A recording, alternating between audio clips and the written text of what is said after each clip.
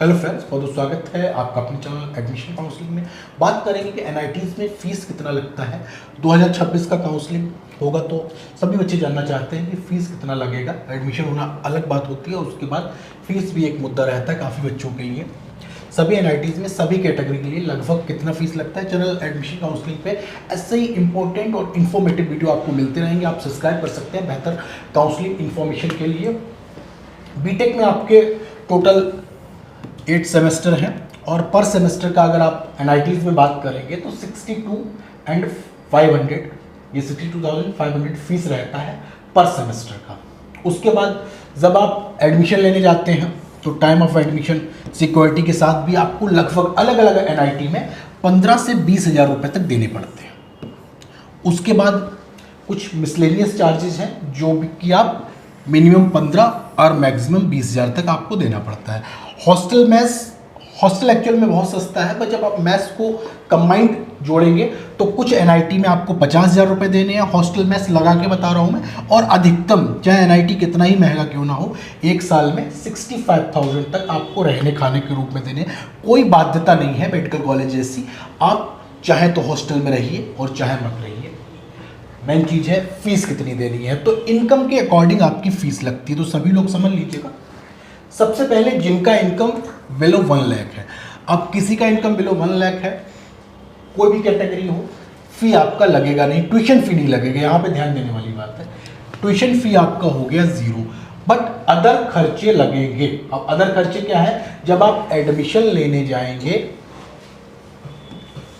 पहले सेमेस्टर में तब आपको पैसे देने पड़ते हैं। ट्यूशन फी आपकी 0 होगी। ट्यूशन फी के नाम पे जो पर सेमेस्टर 62,500 है, ये आपका 0 हो गया। किसका? जिसकी फैमिली इनकम बिलो 1 लाख है, फी आपकी 0 होगी। बट लगभग 17,500 के आसपास आपको पहले सेमेस्टर में जमा करना है, जिसमें आपका रिफंडेबल सिक्योरिटी भी है जो कि 7,000 से लेके 15,000 तक है, और ये रिफंडेबल आफ्टर 4 ईयर रहता है। यानी कि जिसकी इनकम बिलो 1 लाख है उसकी फर्स्ट सेमेस्टर में बहुत ज़्यादा 17,500 फीस लगेगी, अधिकतम 20,000 तक जा सकती है मात्र। अब सेकंड सेमेस्टर से लेके लास्ट सेमेस्टर तक आपको केवल लगभग 17,500 से लेके 20,000 रुपये देने होते हैं।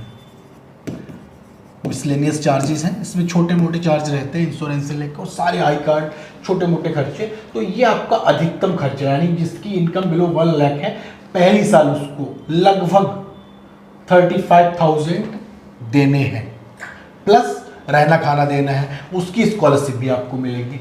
अब दूसरा इनकम स्लैब कौन सा है,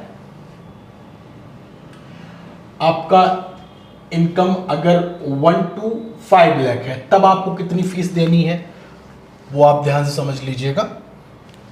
अगर आप इस इनकम ग्रुप में आते हैं, अच्छा एक और ज़रूरी चीज़, काफ़ी बच्चे कंफ्यूज रहती हैं, इनकम साबित कैसे करनी है। काफ़ी बच्चे आईटीआर देने लगते हैं। इनकम का केवल एक ही तरीका है, आप अपने तहसील से इनकम सर्टिफिकेट, आय प्रमाण पत्र बनाएंगे, उससे आपका इनकम माना जाएगा। दूसरा कोई भी पेपर इनकम के रेफरेंस में नहीं माना जाएगा। अब इनकम आपकी 3.5 लाख है सपोज एक साल की, अब आपकी जो पर सेमेस्टर फीस है ये हो जाएगी 20,824। ये आपकी पर सेमेस्टर फीस आपको देनी ही देनी है। बट जब आप एडमिशन लेने जाएंगे पहले सेमेस्टर में तब आपको और भी पैसे देने हैं, जिसमें कि कुछ वन टाइम फीस है जो कि लगभग 17,500 आपको देनी ही देनी है। उसके साथ कुछ और खर्चे हैं, वो भी आप लगभग 17,500 के आसपास ही मान लीजिएगा, ये आपको देने हैं। ये मिसलेनियस चार्जेस हैं। ये तो पहले सेमेस्टर का हो गया। उसके बाद जब आप सेकंड सेमेस्टर में जाएंगे तब आपको इतनी फीस दोबारा फिर देनी है, और जो मिसलेनियस चार्जेस हैं वो हर सेमेस्टर में आपको देने ही देने हैं। रहना खाना आप अलग भी रह सकते हैं, अब मैंने एनआईटी से बाहर रह सकते हैं, और एनआईटीज़ में आपको रहना है तो लगभग रहना खाना दोनों की मैं बात कर रहा हूँ, हॉस्टल मैस दोनों की बात कर रहा हूँ, 50,000 और अधिकतम 65,000 है। अब थर्ड जो इनकम जिसकी 5 लाख से ज़्यादा है उसके लिए कोई कंसेशन नहीं है, उसको पूरा फीस देना है। कितना? 62,500 पर सेमेस्टर। ये फीस आपको देना है अगर आपकी इनकम 5 लाख से ज़्यादा है। जब आप फर्स्ट सेमेस्टर में एडमिशन लेने जाएंगे तब आप लगभग 17,500, कुछ का 14,000 भी है, कुछ का 18,000 भी है, 20 से ज़्यादा किसी का नहीं है। ये आप इसमें वन टाइम सिक्योरिटी भी शामिल है जो कि रिफंडेबल है, प्लस कुछ मिसलेनियस चार्जेज हैं। अब आप सेकेंड सेमेस्टर से लेके 8th सेमेस्टर की जब भी आप फीस जमा कर रहे होंगे तब ये तो लगेगा नहीं वन टाइम वाला, तब आपका 62,500 एंड 17,500 लगभग ये पैसा आपको देना है। ये किसको देना है? जिसकी इनकम 5 लाख से ज़्यादा है। तो ये NIT का कुल खर्चा है। ये किसी एक NIT अगर आप इससे कंपेयर करेंगे तो हो सकता है कि कुछ NIT ऐसे भी हैं जिनका 59,000 58 है। मैंने अधिकतम आपको बता दिया है। आप अपना इनकम सर्टिफिकेट रेडी रखिएगा और इनकम सर्टिफिकेट 1 अप्रैल 2026 से पहले का नहीं होना चाहिए, तो वो मान्य नहीं होगा। इस चीज़ का विशेष ध्यान रखिएगा।